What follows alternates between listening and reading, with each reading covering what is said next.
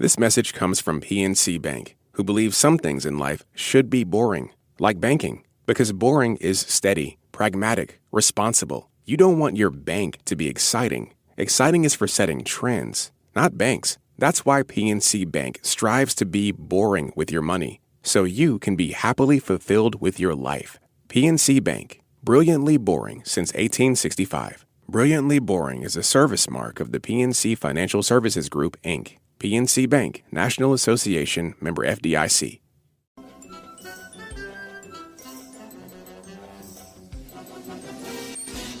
And welcome to a new episode of The Simpsons Did It. I'm your host, Steven Skolansky. And I'm your co-host, Robert Skolansky. And before we get going into the episode, today we're recording on May 12th.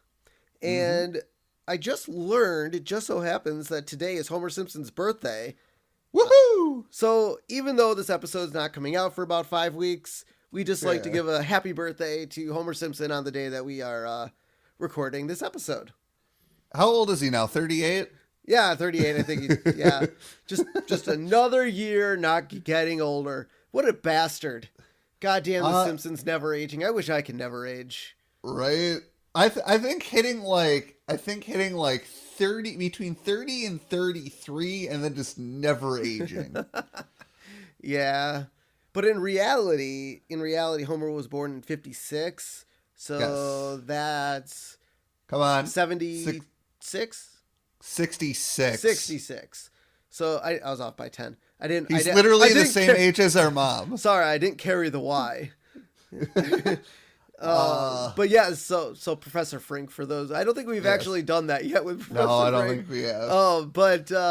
But yeah, so in reality, Homer's 66. But in TV years, he's still only 38. So go Homer Simpson. But this week we're gonna get into a little bit of a fight per se, a rivalry, a fight. I don't know. I guess they don't really fight. They get in a saxophone fight. Like Battle of the Bands almost. Yeah. But we're gonna meet our rivals. Question. So did you, growing up in school, well, not growing up in school, but growing up and going to school, did you have a rival? That you competed with at any level? I mean, not necessarily, because I don't think snowboarding wise, I was always better than all my friends at snowboarding. So you think? Oh, I was. As far as, the only sports I played, like baseball, I didn't really have any rivals. Soccer, kind of. Like, there was a guy on my team. We were friends, but dude was kind of a dick and stole my goaltending job, and I was always trying to compete to be better than him at that, so I wouldn't necessarily call us rivals, but he was probably the closest thing to one of fighting for a spot. Yeah, the only person I really had a quote-unquote rivalry with, in terms of, life, was senior year. It was statistics. It was basically a throwaway class for us, and we basically just competed to see who could get the highest grade. But I didn't always do like the extra work, so she always had a little bit higher of a score, but we'd always compare our scores in statistics, which was, again, a throwaway class. Yeah, I didn't really compete too much. Junior year of high school, I got the number one chair for the second violin section. Yeah, so how did that... So obviously this whole episode's based on, the musical instruments and rivaling for first chair. So did you have a clear-cut rival? Were you just better? Well, I thought I should. So the funny story about that was, so you were in band. I don't know how many clarinets were in your band. Quite a few. So, obviously you had a test to see who sat where. Yes. So when we did the testing for chairs, I was third chair. However, the first day after that class, I sat in first chair. The orchestra teacher didn't say anything, and we all just kind of sat, and I just basically stole first chair. Gotcha. Should let Lisa in on that secret. But I ended up doing really well. I don't know how many people out there were in orchestra and band. But there's a state solo and ensemble. I wouldn't say it's a competition. It kind of is in Wisconsin. And so I had a solo for that within the ensemble and I nailed it. So yay me. Nice. Um, So this week. Oh wait, yeah, go ahead. yeah, this week we're talking season 6, episode 2, Lisa's Rival. So Lisa's getting a rival this time around. This aired September 11th, 1994. And our recap, a new student becomes Lisa's rival. So Lisa enlists Bart to sabotage her rival's project. Now, she's not necessarily a new student in the Springfield Elementary world. She's just a new student in Lisa's class because she got bumped No. up to grade. Oh, yeah, she got bumped up a grade. So she Yeah. was in first grade and Yeah. got bumped up to second grade. So she's not necessarily a new student, just a new student to second grade. Yes. Chalkboard this week. And this is true for, I guess, everybody, maybe. But no one is interested in my underpants. I don't know. Look, if he was wearing like Spider-Man underpants, I might be interested. Bart probably like pulled his pants down and was like, dude, check out my new Spidey underwear. And the teacher was like, dude, no one's interested in your underpants. But I'm sure Millhouse was like, dude, those are some dope underpants. I don't know. Like, again, this is like 4th grade. I don't think at this point kids are interested in seeing other kids in underpants or what they're wearing. Usually you get laughed at if you like get pantsed and people see you in your underpants. Not if you pants yourself.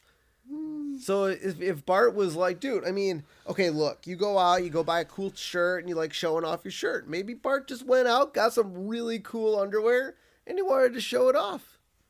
I guess. Maybe they lit up. Yeah, I don't know. So the couch gag this week, we get a new one.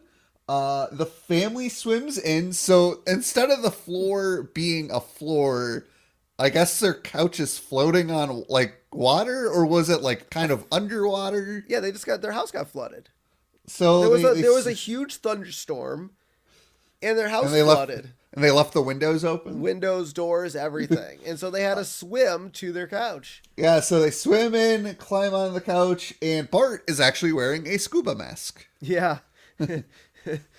Well, he was probably searching for nickels under the water, maybe. I don't know. Maybe. But yeah, Maybe. they all climb up on the couch, and now they're all safe. They won't have to worry about drowning. So we open up this episode with Lisa practicing her saxophone. And, you know, Bart's like, he's on the phone with someone. I don't.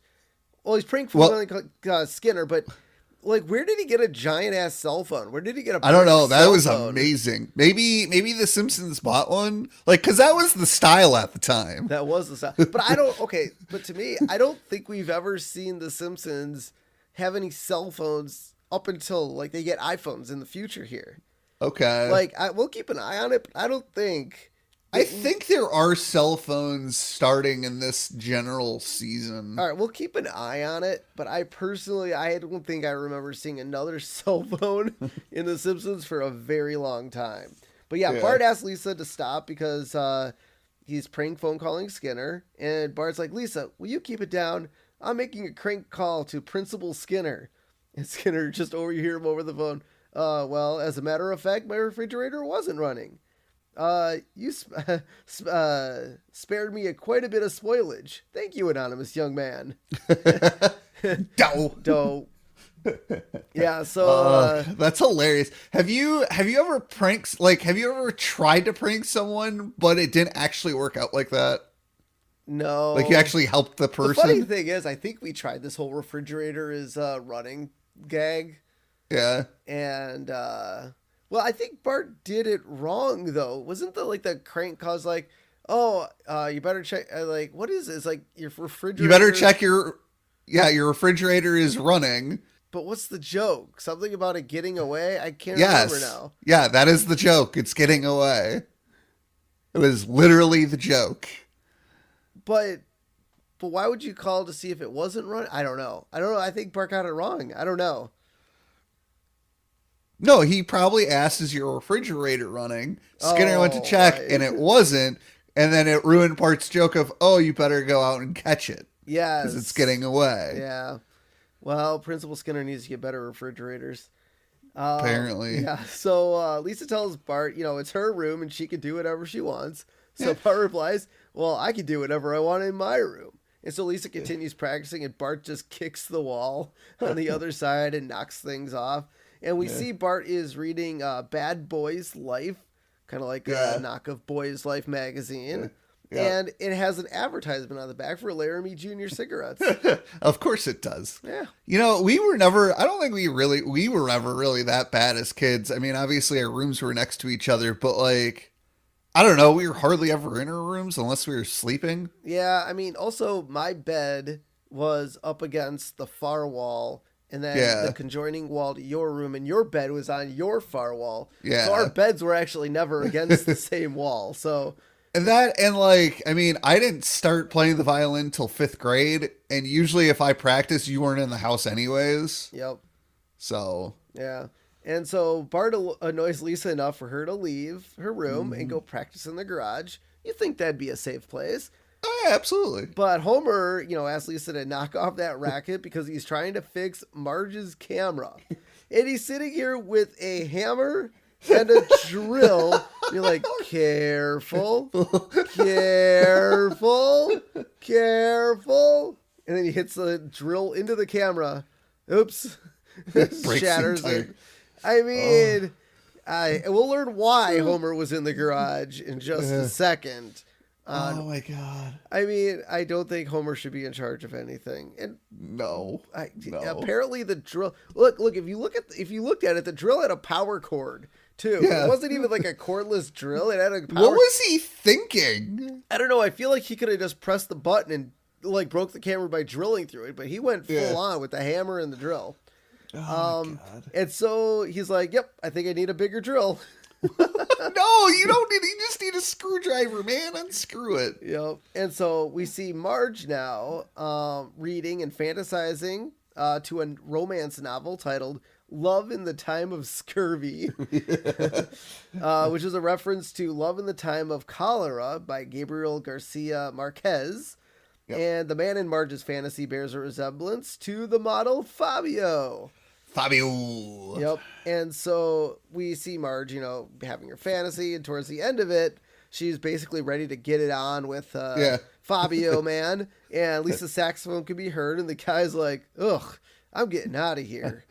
And so, Marge kind of wakes up and tells Lisa to stop blowing Marge's sex. Yeah. And then corrects herself into saying sax. I said sax. Yes, I paused it and turned on the subtitles. I wanted to make sure Marge said sex. At first, I was like, "Stop blowing your sex or sax," but she said sex. Yeah. Yep. Oh my God. Oh, and so Lisa, says she's practicing for first chair for the school band.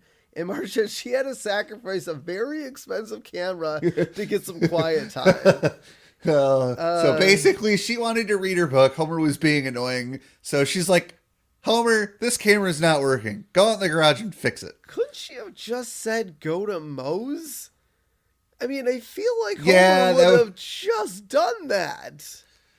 I don't know. Maybe Homer wanted to spend time with Marge, and Marge is like, I want to spend time by myself, and he was being annoying. I don't know. Yes, but you could have been like, just go to Moe's, and Homer would have been like, yep. He would have been out the door before she even said Moe's. She could have been like, Homer, why don't you just go to, and then he's gone. Like he already knew what she was gonna say. Maybe she doesn't want him drinking though. Maybe. And so we see Maggie put some pacifiers in her ears because she's had it enough with Lisa's saxophone playing. Yep. And so Lisa goes to the backyard and practice. Another good spot. She probably could have just done that to begin with. And Ned overhears the music and he's like, hey, what's that sound? Or that sounds like Gabriel's trumpet. You know what that means, kids? Yay, Judgment Day. What? So apparently Ned, I believe this is a compliment from Ned to Lisa's saxophone playing. Maybe, or I think maybe you just hear Trump. Is it like I thought it was like the whole like Judgment Day angels was like a trumpeting sound. I think it's trumpeting. I don't know. Yeah, I don't know. Yep. And so now we cut to Miss Hoover's class, and they're taking a test. And Ralph leans over and asks Lisa for the answer to question number 7. But Lisa can't give Ralph the answer because that would defeat the purpose of test taking. And Ralph that's true. Yeah. But yep. And then Ralph responds by saying, "My cat's name is Mittens." God, I love Ralph.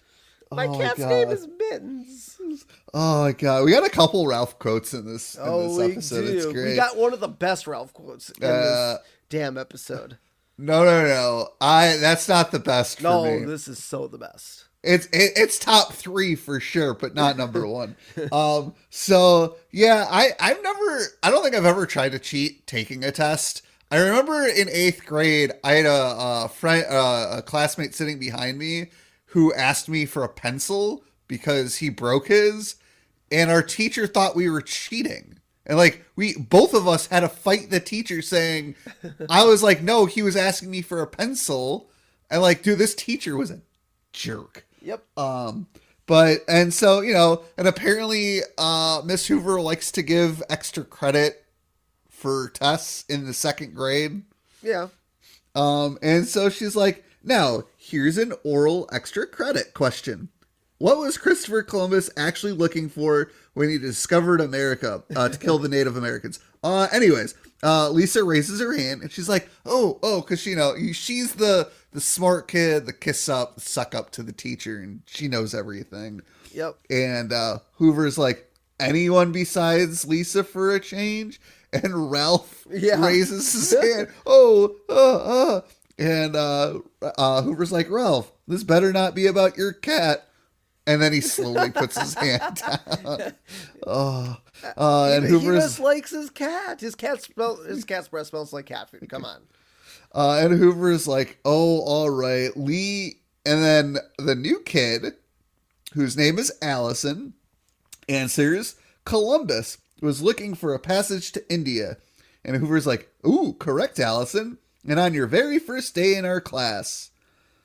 So this is her first day in 2nd grade. Yep. And also, fun fact, guest voice of Allison is Winona Ryder. It was weird. After I saw that, I was listening to Allison. I was really trying to. It does not sound like Winona Ryder. No, it doesn't. And I mean, granted, it's 94, so it's a young Winona Ryder. I mean, it's. Was this before? This must have been. Yeah, I was going to say, is this before Beetlejuice? It's got to be around that time. So, I mean, she was a kid.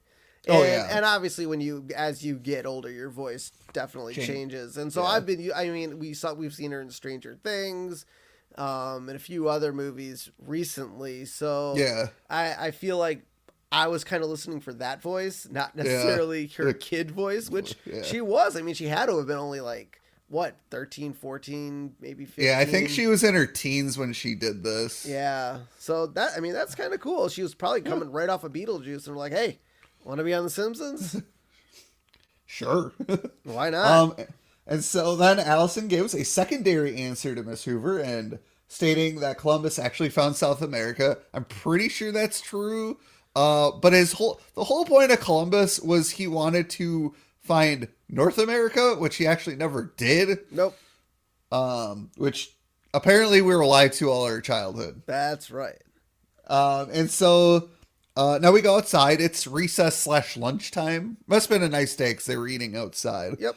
And Lisa goes up to Allison. Lisa's like, hi, Allison. I'm Lisa Simpson.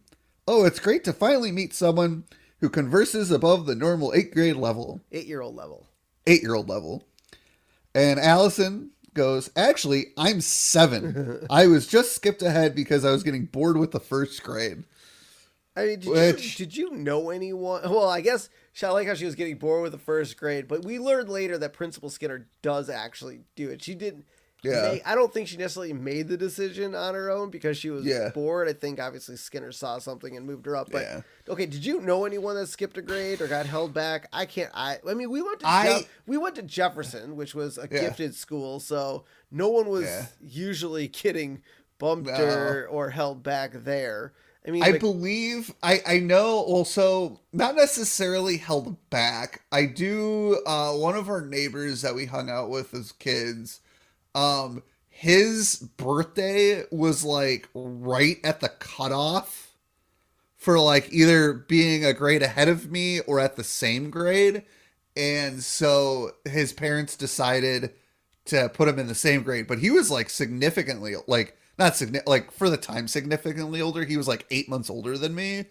And so he probably should have been a grade higher, but because of where that cutoff was, his parents were like, "Nah, we're just gonna keep him here," which sucks. I mean, he's not a dumb person by any means. But yeah, I don't think I ever met anybody who skipped a grade to be in my grade. Yeah. I do know a few people who started college early though. Does that count? I mean, I guess if your senior year you take AP classes, I think you're allowed to take, like I know in Minnesota you could do like half-time in senior year in high school, and then your other half you can go to the University of Minnesota and take classes for basically early credits.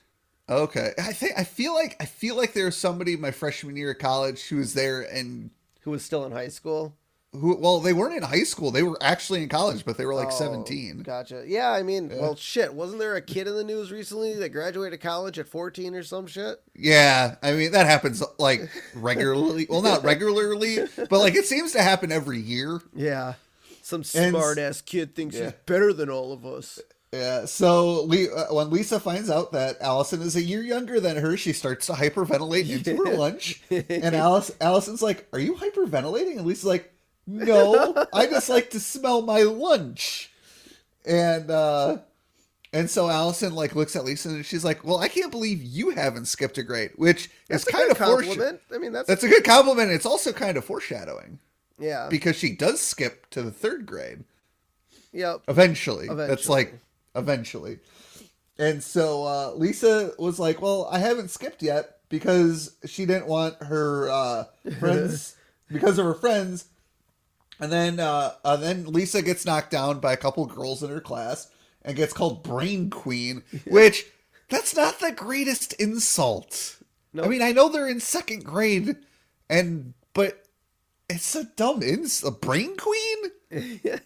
What?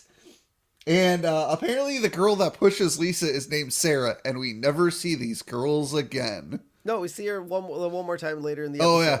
Yeah. Oh, in the episode. But after this episode, we never see them again. Probably. So Lisa excuses herself because she's like, "Oh, I got to go practice my saxophone." And Allison's like, "Oh, I play saxophone."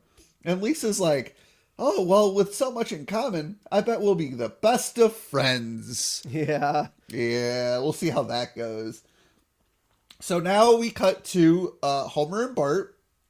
Should Bart be in school? Yes. Well, if Lisa's in school, Bart should be in school. And should Homer be at work? Yeah. Or is this after school? I guess it could be after school. Well, maybe Homer picked Bart up from school, but then why wouldn't he have picked up Lisa? Unless you say, okay, let's see. Lisa. Well, if the band thing is after school. Oh, you're talking about like the tryouts. Yeah. So that's possible. They probably could have done that after school, but it was so weird that this is such a weird cut. It's weird because like the entire band would have been there. I don't know. My guess here, if I had to take a guess, Lisa was staying to practice after school and do the thing. Yeah. Bart got picked up because he had nothing to do, and then on their way home or whatever, they ran into the truck. I mean, look at it like this: our dad. I don't know what kind of permission Burns gives at his plant. But our dad always picked me up from school, when we got out at 2:30, and then we headed back to his work. So I doubt Burns would allow Bart to come back to the plant, but it could have been a similar situation. It's possible. So anyways, we see Homer and Bart in Homer's car, and Bart is actually driving the car because Homer is eating pizza. Okay, I eat and drive all the time. Now, granted, this is Homer. He's not the most... what's the word I'm looking for? He can't do two things at once. I feel like pizza wouldn't be that hard. You just fold the pizza in half and one-handed. I feel like it wouldn't be that hard. But so like Homer's like left, right, swerve. Old man. Old man who happens to be Abe. What is Abe do? What is going on in this scene? You know it's funny. I feel like in the last probably like a handful of episodes, we've seen Abe in the most random places. Yeah, it's so weird. So, and then Homer has Bart like stop the car and pull over because we see a jackknifed sugar truck over, and Homer gets out and we see that Hans Mole Man is the one driving the truck, of course. And Homer gives Mole Man a quarter to call for help. And I love this detail. So on a lot of trucks, you always see the "how is my driving? Here's the number to call if my driving is good or bad." Yep. Hans Mole Man is removing that sticker. Oh yeah, he doesn't want anyone calling that number. Well, I'm pretty sure at this point, whatever company the sugar truck is driving for is going to fire him anyways. And so Bart or Homer gives Mole Man the quarter, and Mole Man's like, "Oh, you're so kind." And so Mole Man goes away, and they're standing in front of the jackknife sugar truck, and Homer's like, "We hit the jackpot here. White gold, Texas tea, sweetener." And so then Homer starts to shovel the sugar into the back of his trunk, and Bart's like, "Dad, isn't that stealing? Read your town charter, boy. If foodstuffs should touch the ground, said foodstuffs shall be turned over to the village idiot. Since I don't see him around, start shoveling." Yeah. If you don't see the person you think you're looking for, you're that person. That was so good. That was a great line. I love it. Oh my god, that's so good. It's just, oh my god, it's great. So then now we cut back to Marge reading and fantasizing again, and Lisa interrupts her again, not with her saxophone, but she's like, "Why am I still rotting away in the second grade instead of being skipped ahead?" And Marge is like, "I don't know, honey. I guess that's the school's decision to make." Which it is, but it isn't, because I think to get skipped ahead, a teacher needs to notice that you're just not there. Well, no, like you have to be excelling, like you. Yeah. I mean, but you also have to go. But you also, I think the parents need to give permission to skip the person ahead. Yeah, but it's funny. Okay, so look at it like this. You're like, okay, in my class, obviously, we had quite a few straight A students. I was a straight A student. Would I say I was there in class? No, I was just a good test taker, good listener, whatever. Did I really care about getting skipped ahead? No, because it wasn't really something that was prevalent. Yeah. But it just seems like you got to have a combination of things. You have to be probably great in school, great test taker, knowledge. My guess is, I'm assuming most schools you would test to be. I think there's some sort of test to get skipped ahead as well. But there's also that learning aspect where if you're going to get tested for a higher grade, maybe you have to know algebra better. Maybe you have to know calculus. Maybe you have to know these things. Well, how do you know these things if you haven't learned? It's really weird. Well, because you're learning on your own time. Lisa is clearly the type of student who goes above and beyond her learning. Yep.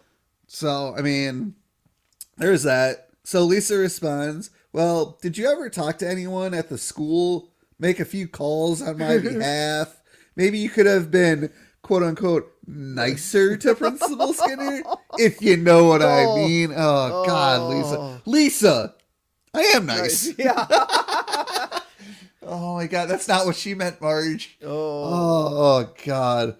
Yeah, I never really thought about going to mom and dad and being like, "Hey, I want to skip a grade." Like, well, to be fair though, if you get skipped ahead, that means you have one less year of school you have to be in. I mean, yeah, I could have. I would have been like, "Hey, you know what? I want one less year of school." But see, by my senior year, I had enough credits, and I was doing half day my senior year. I could have. I didn't do. I wish I'd done a half day my senior year. I could have graduated high school semester early, but I'm like, no, I want to graduate with my friends. Yeah, I mean, it was either for me. It was either half day or graduate early, and I Yeah. decided just to do half day. Yeah.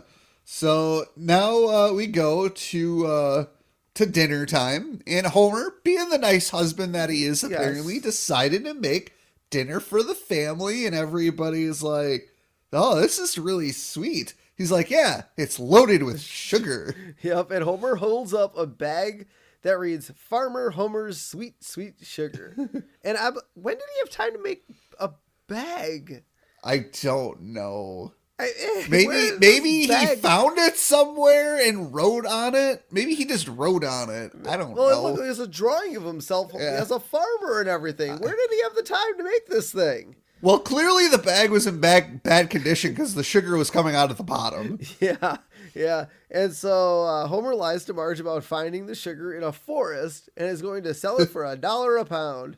And Marge's like, yeah, well, the grocery store sells it for 35 cents a pound. I mean, yeah. So, well, I mean, yeah, the grocery store sells it for 35 cents a pound, but is it like homegrown, like Homer's farm sugar? No, it's commercial, mass-produced sugar. Well, I like the fact that he like lied where he got the sugar from, and like he just nudges Bart, wink, wink, don't Yeah. say anything. And Lisa's like, well, mine has nails and broken glass in it. It's like, well, those are prizes. Oh my god, not good prizes. No, not the best. It'll also get you sued. Just a little bit. And so now we get to band tryouts, and I like how Jimbo just sits there, punches his tambourine, and that's good. You've been practicing. It's a tambourine. You just hit it. That's all Yep. you do. Yep. Or shake it because it's got the tiny cymbals on it. Yep. And so Jimbo comes out, Martin comes out and plays his lute. And No, he doesn't get to play because Jimbo hits him with his yeah, tambourine and knocks him down. I know. He said, would you let me finish? No. He 'cause- comes out and tries to play his lute, and Jimbo comes out with his tambourine and whacks him across the head, and Martin drops his lute, and he breaks it. And, yeah, I mean... Martin was sitting in his chair. He wasn't even called up yet. Well, you don't need to stand up to play your lute. I bet he was just going to do it sitting Everybody, down. but the thing is, if you look, everybody was standing center stage to play for Skinner and I forget the band teacher's name, Mr. Largo. Mr. Largo. So no, Martin was not called to play yet. No, I bet it was his turn. We don't know that. He was just sitting there. Maybe. I'm surprised how Largo did like, oh, give him an extra point. You know, like Mr. Burns did to Nelson. Yeah. Because the bullies need extra points. Yeah. And so now we get Lisa and Allison, and they're having their saxophone duel. Because, Yep. I mean, well, Lisa's playing, and then, you know, now up for first chair, Allison, she starts playing. And, you know, I think Largo was literally about to, you know, Give it to Allison. give it to Allison. Lisa's like, oh, fuck no. And she starts playing. And then at one point, like, they kind of blended. Like, they Yeah. were playing, like, the same songs. Kids are dancing. And then after, like, you know, 5 seconds, it's like they completely split off again and started playing their own music. It was weird. Like, it was kind of weird. I'm like, okay, you kind of, like, meshed together and are starting to play together. Yeah. And then you just independently start. But then Lisa passes out because, Yeah. I mean, I played woodwinds, and yeah, you get out of breath pretty quick if you're going at it. Well, she was holding a note. Oh yeah. And so after Lisa and Allison, I'll try to outplay each other. Lisa wakes up, and Mr. Largo's like, "Oh, that was a close one, Lisa, but you made it. I won first chair. No, you regained consciousness. Allison got first chair." Yeah. And so she screams, passes out again, and she wakes up mumbling incoherently. "Oh, it was just a dream. Oh, that was a close one, Lisa, but you made it. I won first chair. No, you regained consciousness. Allison got first chair. And believe me, this is not a dream." Oh my god. Yeah, that would suck. Yeah, I feel that. I feel like Lisa should have gotten it. Yeah. Lisa was she's been there longer. She's been in the band. You know, she's obviously played with Bleeding Gums Murphy, so she's had some experience. feel like she should have gotten it. But I mean, honestly, they were equal. They should have been co-first chair. co-first chair.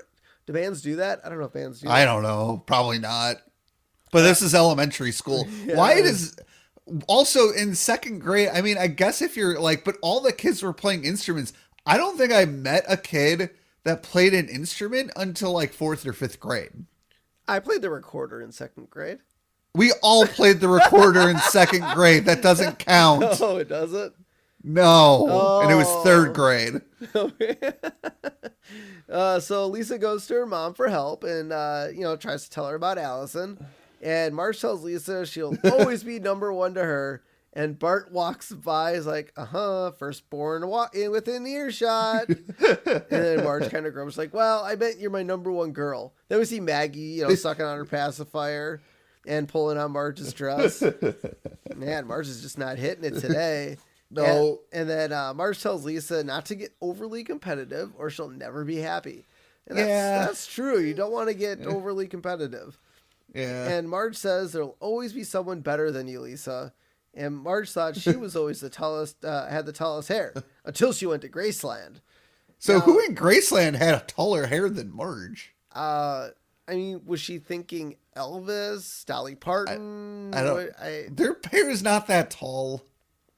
No, it's big, but it's not tall. Yeah, I don't know who she could have been talking about. Yeah, but she's right. There's always somebody who's better than you at something. Yep, exactly. Unless you're Alex Ovechkin. Then Sidney Crosby is better than him. Then Sidney Crosby. Wayne Gretzky? He doesn't play anymore. Are we talking about Are we talking about active players? No, if we're talking about active players, I would say Sidney Crosby is still better than Alexander Ovechkin. So then that or Connor McDavid. Yeah, I mean, his name doesn't get passed around as much as Ovechkin and Crosby. That's because he plays for the Edmonton Oilers. Yeah. Anyways. All right. Lisa says that Allison is better than her at everything that makes Lisa special. And, Marge is like, believe me, honey, she's more scared of you than you are of her. And it's like, you're thinking of bears, Mom.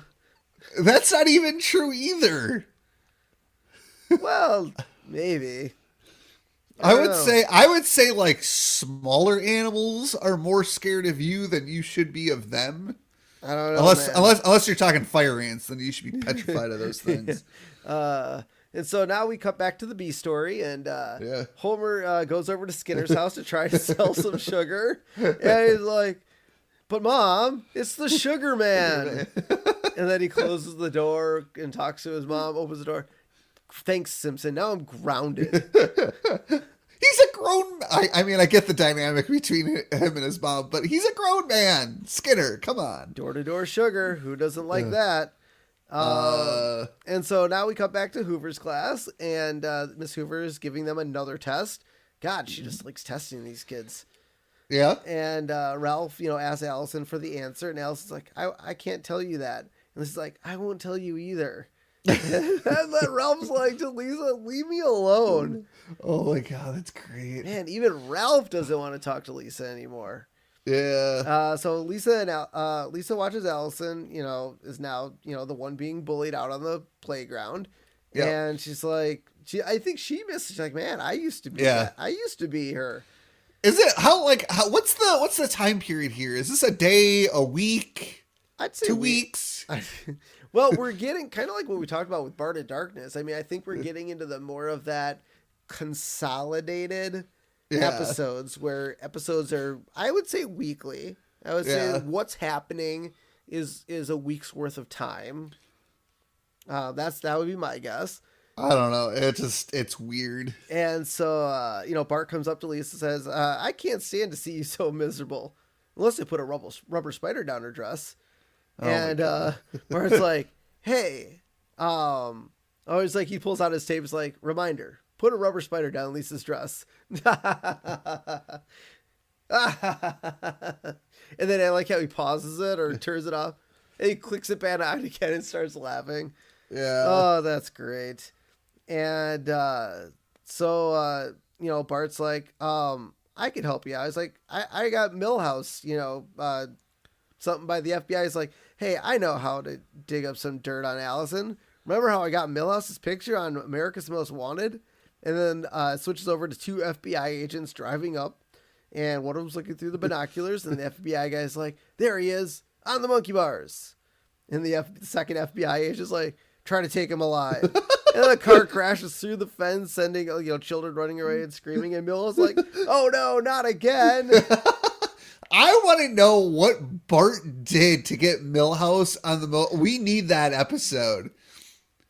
What is that? I want to know how Bart got Millhouse on the FBI's most wanted list. Oh, that was great.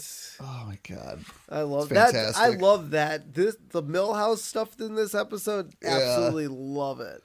And so at least like, well, I don't want to dig up dirt, and Bart hands Lisa a card if Lisa needs him. So Bart obviously has his own service.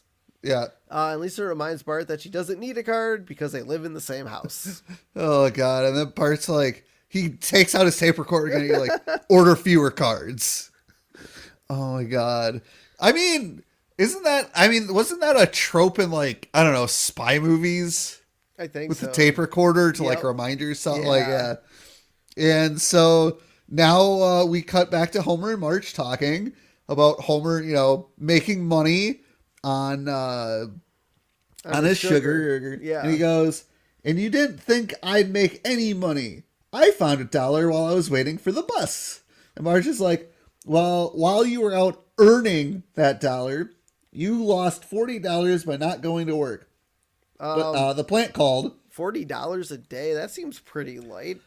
Yeah, that would be $5 an hour. That seems pretty light. I don't know if does Marge not know how much Homer makes? I have no idea. The plant called and said, if you don't come in tomorrow, don't bother coming in Monday. Homer, woohoo, a 4-day weekend.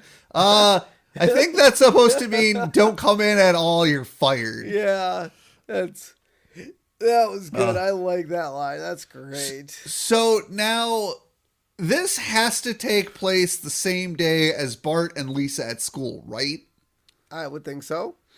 So Homer selling the sugar and going to Skinner's house happened during the day, right? That would make sense. If Bart and Lisa are at school and Homer was supposed to work, because this is a Thursday, because the next day would be Friday and the plant said don't come in on Monday. Yep. Why is Skinner at home? He took a personal day. His mother needed him. He still has to work. He took a personal day. He didn't look sick. Now, it looked like, if I'm remembering the scene correctly, it kind of looked like Skinner might have been in pajamas, but maybe it took place before school, but there's no way in hell Homer's getting up that. It seemed like it was the middle of the day when Homer went over to Skinner's. Yeah, I'm trying to think back to my days in school, and I'm almost trying to think that, if we got there, school started at like 8:30 or whatever. Yeah. I don't think I ever saw the principal in that early, like before. But did you ever period. see?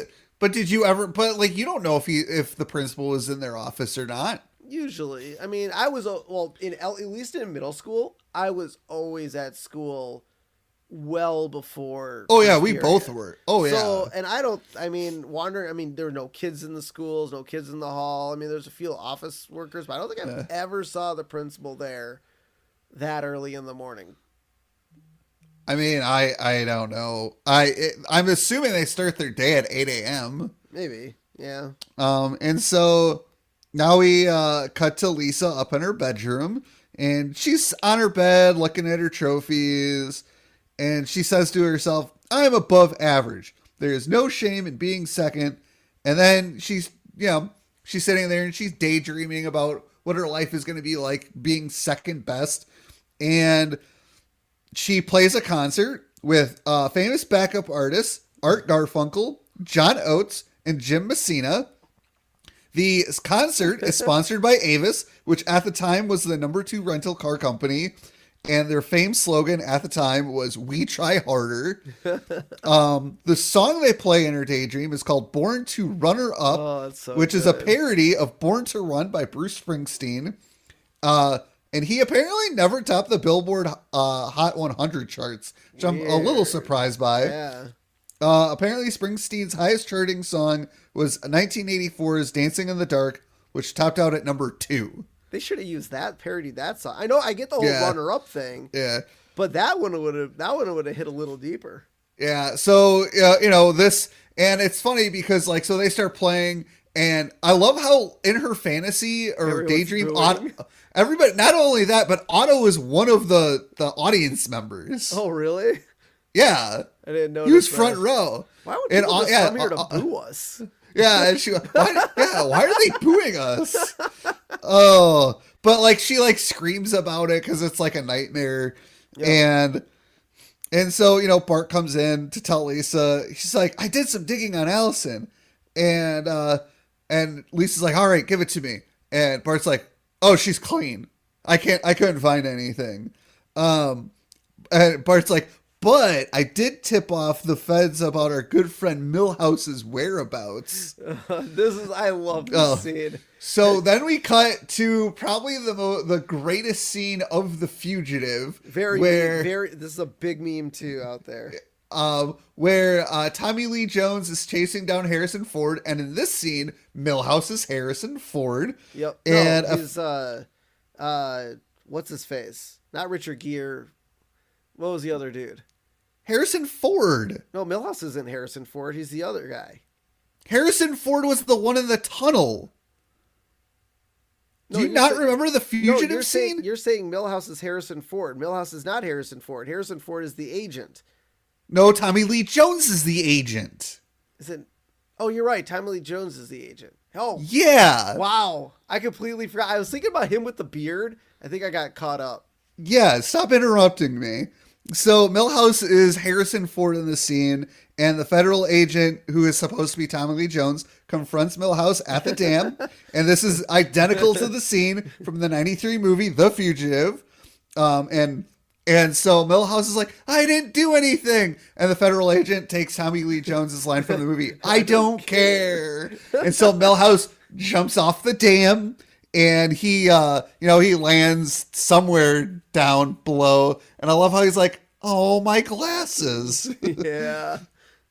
Which, by the way, remember that line Yep. for later in the show. And so Lisa is, sad about being petty.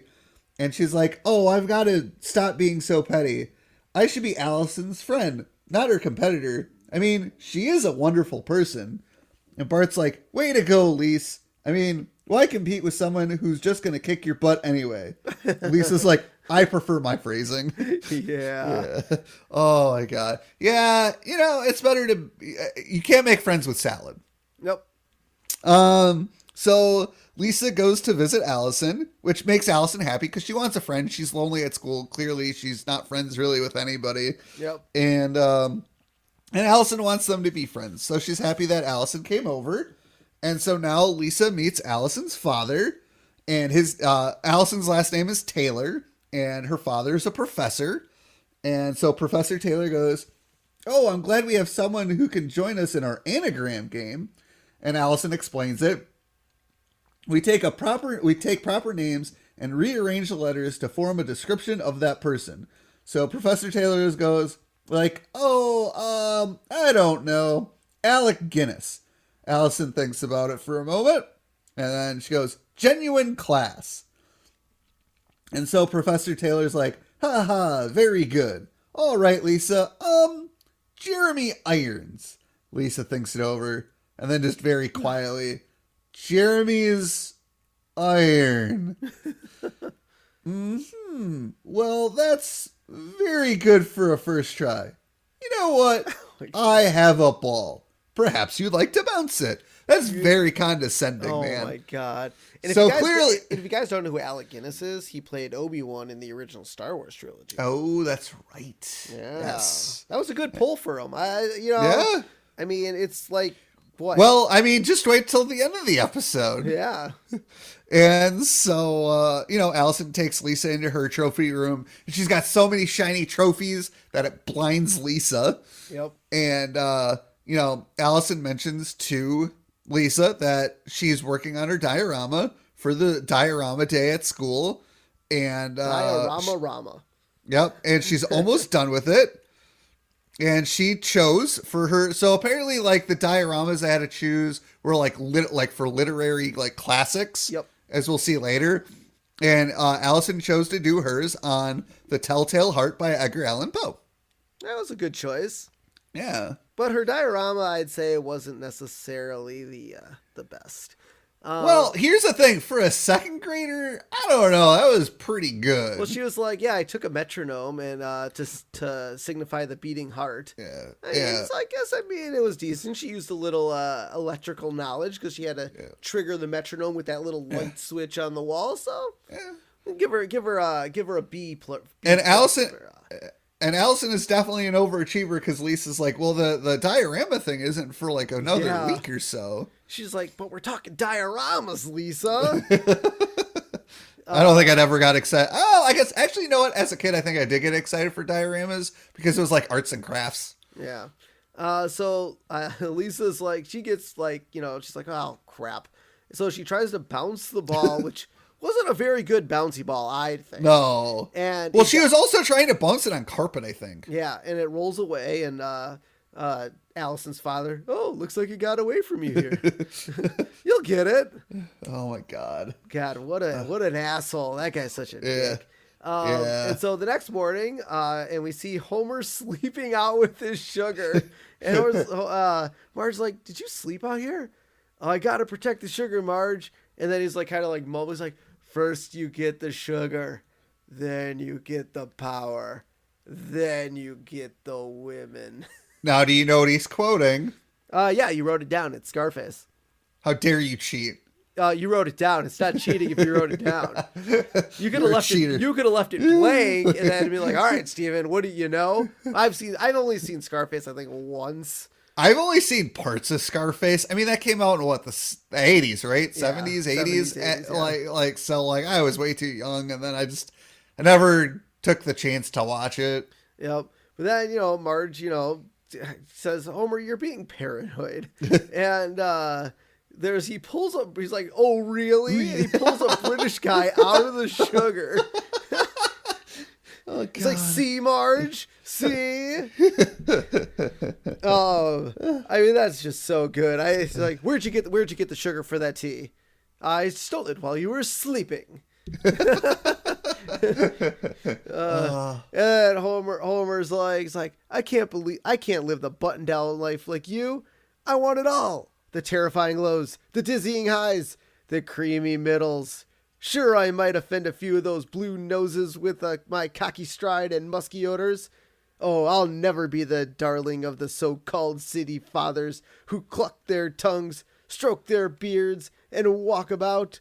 What's to be done with this Homer Simpson? God, I love his snarky rants. They are great. so great. Oh, it's fantastic. And so Marge's like, I want you to get rid of that sugar. And then we see a swarm of bees come in and land on it. Yep. And Homer tries to shoo the bees away. And it's like, they're defending themselves somehow. Yes, Homer, bees have stingers and they'll defend themselves. Yeah, Homer should really just let the bees take his sugar. Yeah.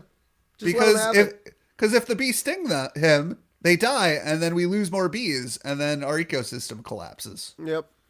And so now we cut back to Lisa finishing her diorama, and she's like, look, Bart, it almost killed me, but I handcrafted all 75 characters from Oliver Twist. And now, the coup de grace, a bitter snowstorm. And she turns on a fan next to the diorama, pours confetti in front of it, and the confetti blows over the diorama, simulating a snowstorm. Where it's like, ooh. And the fan blows the diorama out the window. The Simpsons really should get screens on their windows. Yeah. They really should. I get in Well, it's TV probably a shows- nice summer day, though. No, but you still have a screen on your window. Yeah. So in like TV shows, like live action TV shows, they don't put Yeah. screens on windows. I get that. It's a set. You know, I get it. Animation, though, you can do whatever the hell you want. Well, clearly the Simpsons can't afford a screen window. Apparently. And so her diorama blows out the window, and you hear it crashing into the ground, and Lisa's like, is it okay? And Bart's looking out the window. Well, the important thing is we survived. Oh, God. Yep. And so, Bart's obviously is like, okay, I came up with a plan. When Allison leaves her house, we'll spray her with the hose, leaving us relatively dry. Relatively. Yeah. Well, there's bound to be some splashback. That's a decent prank, Bart. That's not a good prank. Yeah. And so Lisa points out, Allison getting wet isn't going to do anything. So Bart just starts sabotaging Allison's diorama, humiliating her in front of the students and faculty. And Yeah, Lisa's, that's a... Yeah. And then we'll spray her with a hose. Stop it.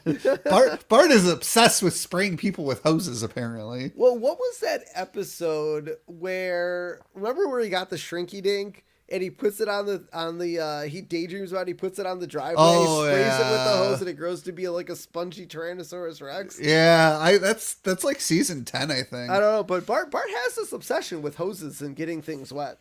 Yeah. And so now we cut to the Goldsboro's Honey. The company Goldsboro Honey is a reference to the easy listening performer Bobby Goldsboro, who had a #1 hit in 1968 with the song Honey.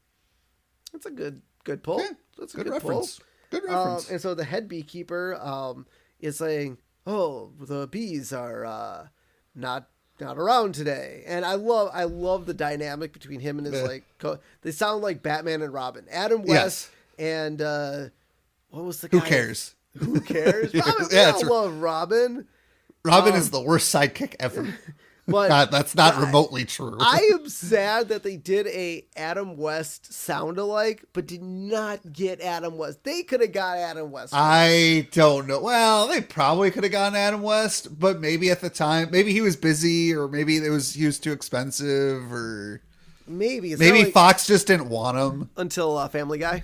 Yeah, Fox didn't want him till Family Guy. They didn't want him for another 5 years. Yes.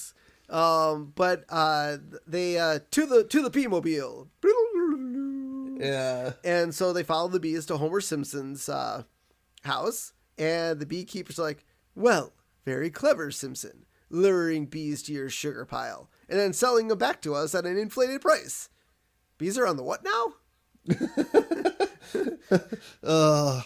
Yeah. I don't know if I'd pay to get the bees back because they like the sugar. But yeah, maybe they just take the whole sugar pile with them.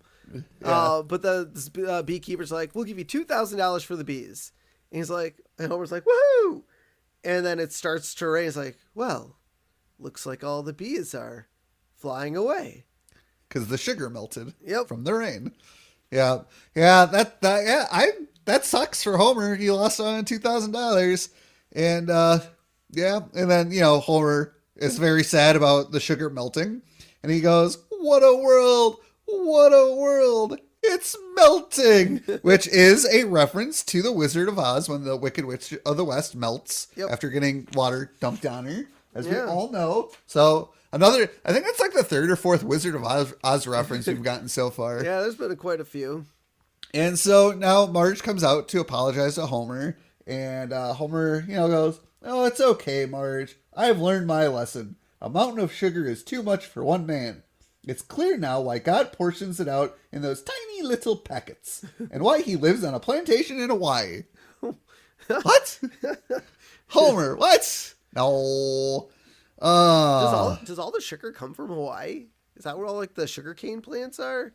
I thought it was like South America or something. Yeah, I think it is South America has a lot of the sugarcane. I don't think Hawaii has any sugarcane plants, but I could be vastly wrong. I mean, it's also Homer's, and he doesn't know anything, so. Yeah, but maybe he got something right. And so now we go back to the school because guess what today is? It's Diorama Rama Day. And Skinner goes, Diorama Rama. My favorite school event next to Hearing Test Thursday. Okay. I mean, well, I remember when we had hearing test. I mean, yeah, we had our hearing test days at school, which I did think was kind of a weird thing for the schools to be testing our hearing and vision, but. Well, they want to make sure, like, because if your vision is bad and you're one of those kids who sit far away, you can struggle with learning. Yep. And so they want to make sure, like, if you're struggling, that it's because of your vision and not just because you're a lazy piece of crap. Yep. So the first up on our diorama rama, which isn't really a diorama, is Nelson. It was in a box. It's a diorama. It was on a box. Okay, on a box. So Nelson does, he chooses the book, Grapes of Wrath, which Miss Hoover doesn't understand. And Nelson reveals underneath a cloth grapes. And he's like, and now here's the wrath. And he does Gallagher style. And he smashes the grapes. And the kids who are watching have like a shield to block themselves from the splashback of the grapes, which is great. Because I think that's what they do at Gallagher shows. Is like the first row has like the tarp to cover them. Yep. But the grapes get all over Hoover and Skinner because they are the judges, and Ellison's like, ha ha. Next up on the diorama list is the foreign exchange student Ooter, and he chose What Else? Charlotte and the Chocolate Factory. However, as Skinner so clearly points out, there's like smudges of chocolate on it, but no Charlotte and the Chocolate Factory. And Ooter like, I begged you to look at mine first, because he knew he was going to eat the chocolate. He knew he couldn't help himself. What exactly was his diorama? Was it like a factory built out of chocolate? Was it? I think so, probably. Okay. I mean, clearly he made something with chocolate, but because he has no self-control, he ate the chocolate. Yep. And so now, as Bart, Skinner and Miss Hoover are going down the line, Bart comes in with the fake diorama that he made, and he gives it to Lisa to switch. And Bart's like, I'll make a diversion while you switch the dioramas out. So Bart literally asks everyone to look at him. Usually it's like you want people to look at you, so you kind of start doing weird things. But no, Bart is like, hey, nah. Look at me. Hey, everyone, over here. And everyone turns around to look at him. And if you noticed, when everybody turns around, Milhouse goes, oh, everybody look at Bart. He's doing something. His glasses are taped up. Yep. Because of his fall off the dam. Yep. That's great. I love that attention to detail. That is fantastic. So Lisa switches the dioramas and puts Allison's underneath the floor. And this is kind of the beginning of like a reference to the Telltale Heart. Yep. So next up is Allison. And she reveals the fake diorama, and Hoover asks, what is that? Now, mind you, before all this, Skinner kicks Bart out of the gymnasium. Yeah. And he decides to come back in, and in like a weird accent voice, he yells out that it's a cow heart. It's a cow's heart. He's making a fool out of you. And Skinner starts yelling at Allison for having the heart. Which, I don't know why he was admonishing her. Well, I mean, he was like, yeah, maybe I made a mistake for bumping you up a grade. And, I mean, maybe. But here's the thing. Well, maybe, I don't know what he was like, because she chose the Telltale Heart. And basically, it was just a heart for a diorama. I mean, it's not the greatest diorama. But, like, I don't know why he's yelling at her for bringing in the heart. Like, he doesn't give a reason. Well, he knows she's smart enough to do something that's better than that. I don't know. That's a little over the top for me. And so Lisa watches on, and her guilt manifests with where she put the actual diorama underneath the floor, and the floor starts to beat like a heart. Yep. Which is, Telltale Heart. And so Lisa screams. And everybody just kind of looks at her, and she's like, oh, here's the real diorama, and hands it over to Skinner. And Skinner like flicks the switch, and the well, he's like to Hoover, he's like, okay, get the first prize ready. And like he uncovers it, and he flicks the switch. It's like, this is very basic, and they're not impressed. And Bart, comes over to Lisa after seeing all this, and he's like, well, you're a shoo-in to win now. And Lisa is like, well, I don't deserve to win, after trying to sabotage Allison. And Skinner unveils hers, and he's like, yes, you don't deserve to win. Yeah. Because it is not the great. Hers wasn't the greatest diorama. I mean, she spent all night building it. Usually when that happens, it's going to turn out like crap. Yeah. And so we come to the conclusion of Diorama Rama. Well, it wasn't the conclusion. He was like, now on to the dregs. And first up, Ralph Wiggum.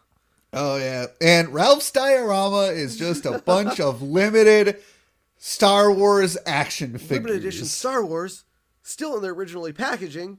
Here's Chewie and Han and Luke. They're all here.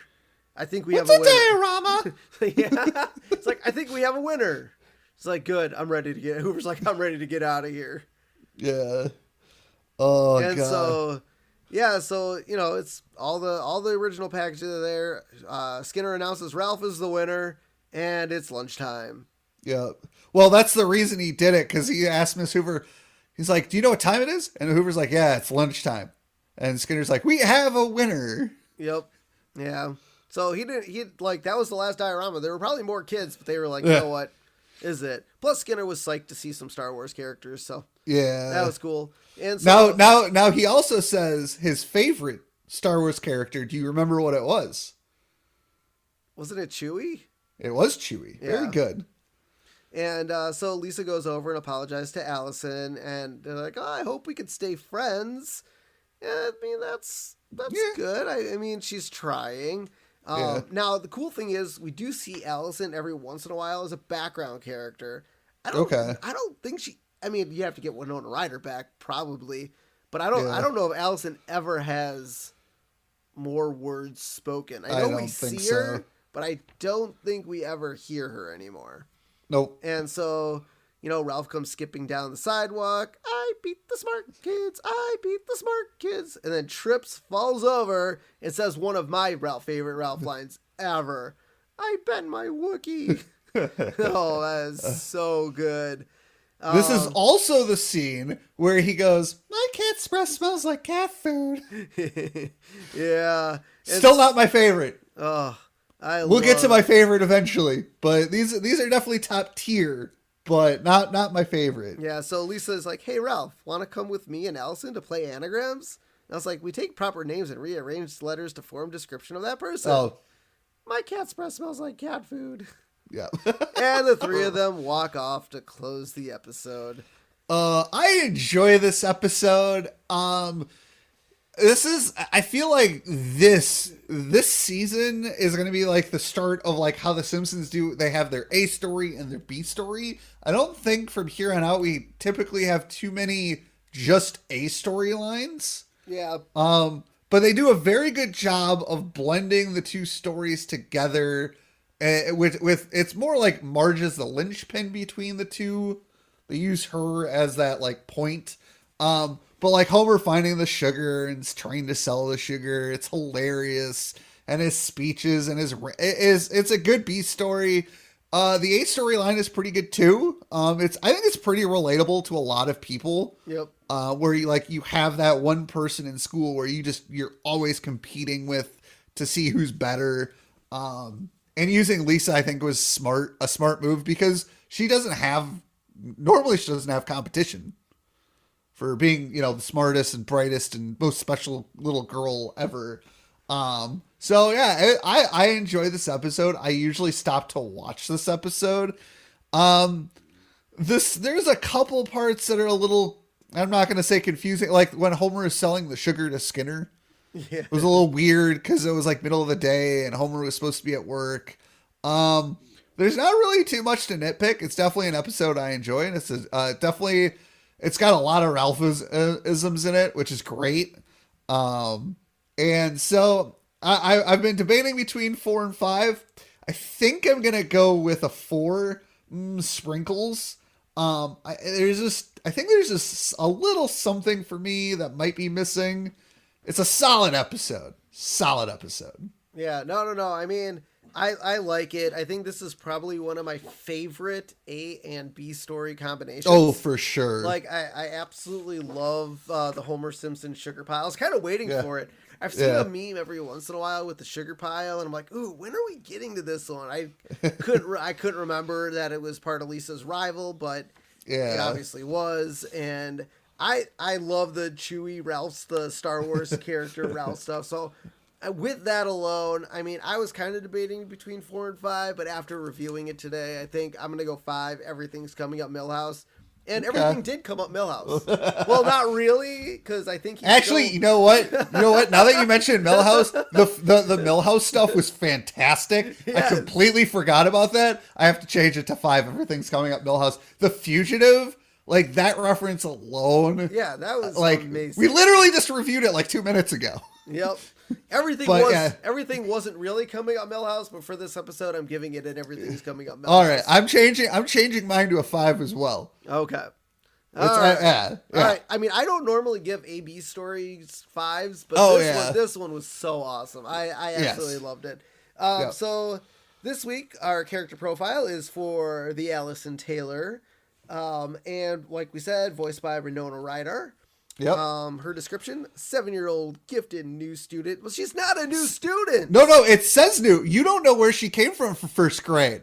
Well, Skinner promoted her. She's like, I don't think I should have remember during his whole thing, he was like, I think I made a judgment call for bringing you up a grade. But here's the thing. Maybe she was at another elementary school. But Skinner's not a superintendent. It would be Superintendent Chalmers being the one to bump her up a grade. Well, if you have a problem with this description, bring it up with the person who wrote the book. I will. She was not a new student at Springfield Elementary. She was a new student in Lisa Simpson's class.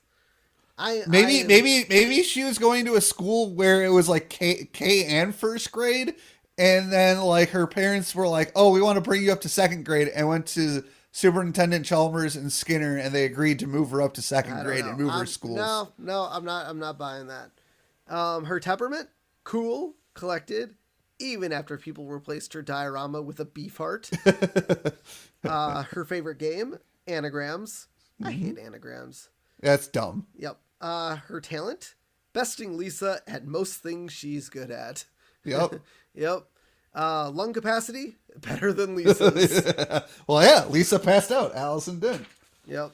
Yeah. So let's finish it off with where you can find us. Head over to Instagram, The Simpsons Did It Pod. Check out all our fun posts there. Head over to YouTube. Check out our after the fact YouTube videos. Subscribe, comment. We've been getting a little bit more views, a little bit more comments. So thank you guys on there. If you guys listen on Apple Podcasts, please take some time and give us a review and rate us just so we can bump up our numbers on Apple. You can give us a phone call and leave us some a voice message. Just call us at 612-584-0986. Check out Jaden LeBron's voicemail message. We absolutely love that he did that for us. Head over to buymeacoffee.com/SimpsonsDidIt and leave us a donation if you'd like. It helps pay for the podcast, gifts, giveaways, stickers that we mail out to you, stuff like that. So definitely take the time if you guys have the chance and buy us a duff. So until next time, I'm Steven Skolansky. I'm Robert Skolansky. And this has been The Simpsons Did It. Shh.